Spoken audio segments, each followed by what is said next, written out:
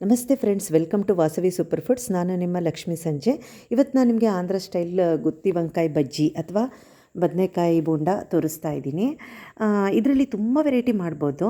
ಅಂದರೆ ಗದಗ್ ಸ್ಟೈಲ್ ಬೇರೆ ಬರುತ್ತೆ, ಬಿಜಾಪುರ ಸೈಡ್ ಬೇರೆ ಟೈಪ್ ಬರುತ್ತೆ. ಆ ಟೈಪ್ ತುಂಬ ವೆರೈಟೀಸ್ ಬೋಂಡಾಸ್ ಮಾಡ್ಬೋದು. ಅದೇ ಥರ ಗುತ್ತಿ ವಂಕಾಯಿ ರೈಸ್ಗಳು ಕೂಡ ತುಂಬ ವೆರೈಟೀಸ್ ಮಾಡ್ಬೋದು. ಬದನೆಕಾಯಿ ಈಗ ನಾರ್ತ್ ಕರ್ನಾಟಕ ಸ್ಟೈಲ್ ರೈಸ್ ಕೂಡ ಬೇರೆ ಥರ ಮಾಡ್ಬೋದು. ಹೀಗೆ ಬೇರೆ ಬೇರೆ ವೆರೈಟೀಸ್ ಮಾಡ್ತಾ ಹೋಗ್ಬೋದು.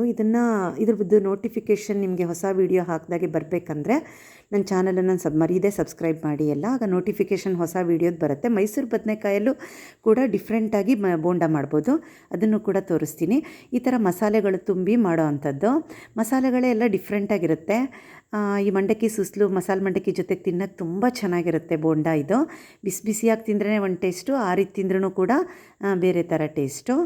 ಆಂಧ್ರ ಸ್ಟೈಲ್ ಗುತ್ತಿ ವಂಕಾಯಿ ಬಜ್ಜಿ ಬದನೆಕಾಯಿ ಬೋಂಡ ತೋರಿಸ್ತಿದ್ದೀನಿ. ಒಣ ಕೊಬ್ಬರಿ 1 ಬಟ್ಲು ಅಂದರೆ ಅರ್ಧ ಗಿಟ್ಕು, ಖಾರದ ಪುಡಿ 10ರಿಂದ 12 ಚಮಚ, ಜೀರಿಗೆ ಪುಡಿ 2 ಚಮಚ, ಬೆಲ್ಲ ಒಂದು ಅರ್ಧ ಟೀ ಸ್ಪೂನು, ಉಪ್ಪು 1ರಿಂದ 2 ಟೀ ಸ್ಪೂನು, ಹುಣಸೆಹಣ್ಣು 4-5 ರೌಂಡು ಇಲ್ಲ ಸಣ್ಣ ಗೋಲಿಯಷ್ಟು.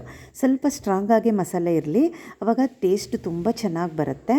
ಈ ಫಸ್ಟ್ ಒಣಕೊಬ್ಬರಿ ಗ್ರೈಂಡ್ ಮಾಡಿಕೊಂಡು ಹುಣಸೆಹಣ್ಣು ಒಣಕೊಬ್ಬರಿ ಗ್ರೈಂಡ್ ಮಾಡಿ ಉಳಿದಿದ್ದೆಲ್ಲ ಐಟಮ್ ಹಾಕಿ ನೈಸಾಗಿ ಗ್ರೈಂಡ್ ಮಾಡಿ. ಬೆಳ್ಳುಳ್ಳಿ ಮರ್ತಿದ್ದೆ, 1 ಗಡ್ಡೆ ಬೆಳ್ಳುಳ್ಳಿ ಕೂಡ ಹಾಕಬೇಕು. ಇದೇ ಸ್ಟೇಜಲ್ಲಿ ಉಪ್ಪು ಖಾರ ಹುಳಿ ಒಂದು ಸರಿ ಟೇಸ್ಟ್ ಮಾಡಿ ನೋಡಿ, ಬೇಕಾದರೆ ಹಿಡಿಸಿದರೆ ಮತ್ತೆ ಹಾಕಿ ಗ್ರೈಂಡ್ ಮಾಡಿ. ಸ್ವಲ್ಪ ಖಾರ ಉಪ್ಪು ಹುಳಿ ಮುಂದೆ ಇರಬೇಕು. 15 ಸಣ್ಣದು ಬದನೆಕಾಯಿ ತೊಗೊಂಡಿದ್ದೀನಿ.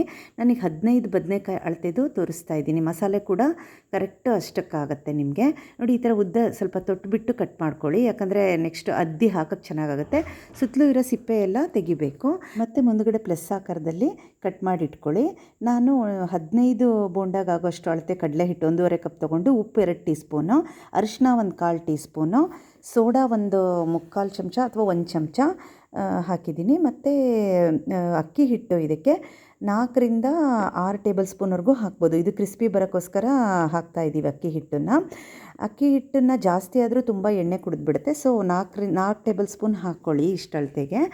ಇದು ನಾನು ನಿಮಗೆ 15 ಬದನೆಕಾಯಿ ಬೋಂಡ ಆಗೋಷ್ಟು ಅಳತೆಗೆ ಕಡಲೆ ಹಿಟ್ಟು ಸರಿ ಹೊಂದಂಗೆ ತೋರಿಸ್ತಿದ್ದೀನಿ. ನೀರು ಹಾಕ್ಕೊಂಡು ಕಲಸಿ, ತುಂಬ ಗಟ್ಟಿನೂ ಆಗಬಾರ್ದು, ತುಂಬ ನೀರಾಗೂ ಆಗಬಾರ್ದು. ಮತ್ತು ಇದಕ್ಕೆ ನಾನು ಕಾಸಿದ ಎಣ್ಣೆ ಹಾಕ್ತಾಯಿಲ್ಲ, ಯಾಕೆ ಅಂತ ಮುಂದೆ ಹೇಳ್ತೀನಿ. ನೋಡಿ, ಈಗ ನಾನು ಒಂದು 15 ಸಣ್ಣ ಬದನೆಕಾಯಿ ತೊಗೊಂಡು ತೊಳೆದು ಒರೆಸ್ಕೊಂಡು ಇಟ್ಕೊಂಡಿದ್ದೀನಿ. ತೊಟ್ಟು ಒಂದು ಅರ್ಧ ಭಾಗ ತೆಕ್ಕೊಂಡು ಒಂದು ಸ್ವಲ್ಪ ಇರೋ ಹಾಗೆ ತೆಗೆದಿದ್ದೀನಿ. ಸುತ್ತಲೂ ಟೋಪಿ ಥರ ಸಿಪ್ಪೆ ಇದೆಯಲ್ಲ, ಅದನ್ನು ಮಾತ್ರ ತೆಗೀರಿ. ತೊಟ್ಟು ಮಾತ್ರ ಹಾಗೇ ಇರಲಿ, ಯಾಕಂದರೆ ನೆಕ್ಸ್ಟು ಅದ್ದಿ ಕರಿಯುವಾಗ ಅದು ತೊಟ್ಟು ಬೇಕಾಗುತ್ತೆ. ಮುಂದುಗಡೆ ಪ್ಲಸ್ ಆಕಾರದಲ್ಲಿ ಕಟ್ ಮಾಡಿ ಒಳಗಡೆ ಹುಳ ಇದೆಯಾ ಎಲ್ಲ ಚೆಕ್ ಮಾಡಿ, ಚೆನ್ನಾಗಿದೆಯಾ ಚೆಕ್ ಮಾಡ್ಕೊಳ್ಳಿ. ಇದು ಫ್ರೆಶ್ ಬದನೆಕಾಯಿ ಆದರೆ ಗಟ್ಟಿಯಾಗಿರುತ್ತೆ, ತುಂಬ ಚೆನ್ನಾಗಾಗುತ್ತೆ ಮಾಡಲಿಕ್ಕೆ. ನೋಡಿ, ಈ ಥರ ಓಪನ್ ಆಗಬೇಕು, ಹಿಂದುಗಡೆ ಜಾಯಿಂಟ್ ಇರಬೇಕು ಮತ್ತು ತೊಟ್ಟಿನಂಶ ಇರಬೇಕು. ಈಗ ಎಣ್ಣೆ ಕಾಯಕ್ಕಿಟ್ಟಿದ್ದೀನಿ. ಈಗ ಅಷ್ಟು ಬದನೆಕಾಯಿಗಳನ್ನು ಬ್ಯಾಚಾಗಿ ಕರೆದುಕೊಳ್ಳಿ. ಫಸ್ಟು ಸಿಮ್ಮಲ್ಲಿಟ್ಟು ಹಾಕೋವರೆಗೂ, ನೆಕ್ಸ್ಟ್ ಹಾಕಿದ ಮೇಲೆ ಸ್ವಲ್ಪ ಮೀಡಿಯಮ್ ಉರಿಯಲ್ಲಿ ಕರ್ಕೊಳ್ಳಿ. ಇದು ಗಟ್ಟಿಯಾಗಿ ಕರ್ಕೊಂಡ್ರೆ ತುಂಬ ಟೇಸ್ಟಾಗಿರುತ್ತೆ. ಅದೊಂಥರ, ಕೆಲವರು ಮೆತ್ತಗೆ ಬೇಕು ಅನ್ನೋರು ಮೆತ್ತಗೆ ಬೇಕಾದ್ರೂ ಕರ್ಕೊಬೋದು. ಗಟ್ಟಿಯಾಗಿದ್ದರೆ ಕ್ರಿಸ್ಪಿಯಾಗಿ ಅದು ಒಂಥರ ಚೆನ್ನಾಗಿರುತ್ತೆ. ನಿಮ್ಗೆ ಹೇಗೆ ಬೇಕೋ, ಮೆತ್ತಗೆ ಬೇಕಾದ್ರೆ ಮೆತ್ತಗೆ, ಸ್ವಲ್ಪ ಕ್ರಿಸ್ಪಿಯಾಗಿ ಗಟ್ಟಿಗೆ ಬೇಕಾದ್ರೆ ಗಟ್ಟಿಗೆ ತೆಕ್ಕೊಂಬಿಡಿ. ಸ್ವಲ್ಪ ಚುಂಚಕದಲ್ಲಿ ಚುಚ್ಚಿ ನೋಡಿದ್ರೆ ಅದು ಕಟ್ಟಾಗ್ತಾ ಇರುತ್ತೆ, ಆವಾಗ ಆಗಿದೆ ಅಂತ ಅರ್ಥ. ತುಂಬ ಬೇಯಿಸಿ ಮೆತ್ತಗೆ ಮಾಡಿದರೂ ಅಂಥ ಟೇಸ್ಟ್ ಇರೋದಿಲ್ಲ. ಸೊ ನೋಡ್ಕೊಂಡು ಇದು ಮಾಡ್ಕೊಳ್ಳಿ. ಈ ಕಡೆ ಮಸಾಲೆ ಆರಿದ ಮೇಲೆ ಬೋಂಡಗಳನ್ನೆಲ್ಲ ಈ ಥರ ಕರ್ಕೊಂಡು ಈ ಬದನೆಕಾಯಿನ ಈಗ ಆರಿದ ಮೇಲೆ ಅದಕ್ಕೆ ಮಸಾಲೆ ಪುಡಿ ತುಂಬಿಸ್ತಾ ಇದ್ದೀನಿ. ಮಸಾಲೆ ಪುಡಿ ಜಾಸ್ತಿ ಮಾಡ್ಕೊಂಡು ಇಟ್ಕೊಂಡ್ರೆ ಫ್ರಿಜ್ಜಲ್ಲಿ 6 ತಿಂಗಳವರೆಗೂ ಇರುತ್ತೆ. ಬೇರೆ ಬೇರೆ ಪಲ್ಯಗಳಿಗೂ ಯೂಸ್ ಮಾಡ್ಬೋದು. ನೋಡಿ, ಈಗ ತುಂಬಿಟ್ಟು ಸ್ವಲ್ಪ ಪ್ರೆಸ್ ಮಾಡಿ ಒತ್ತಿ ಇಡಿ. ಈ ಥರ ಎಲ್ಲ ಬದನೆಕಾಯಿಗಳಿಗೂ ಮಾಡಿಟ್ಕೊಂಡ್ಬಿಟ್ಟು ಈಗ ಇದು ನೋಡಿ, ಈ ಥರ ಹೊರಳಿಸ್ಬಿಟ್ಟು ಕಡಲೆ ಹಿಟ್ಟಲ್ಲಿ ಹಾಕಬೇಕು.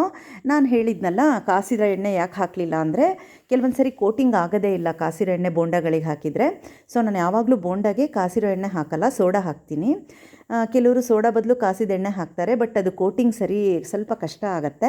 ನೋಡಿ, ಈ ಥರ ಮೀಡಿಯಮ್ ಉರಿಯಲ್ಲಿ ತಿರುಗಿಸಿ ಹಾಕ್ಕೊಳ್ತಾ ಕರೀರಿ, ಆವಾಗ ಒಳಗಡೆನೂ ಎಲ್ಲ ಕುಕ್ ಆಗುತ್ತೆ.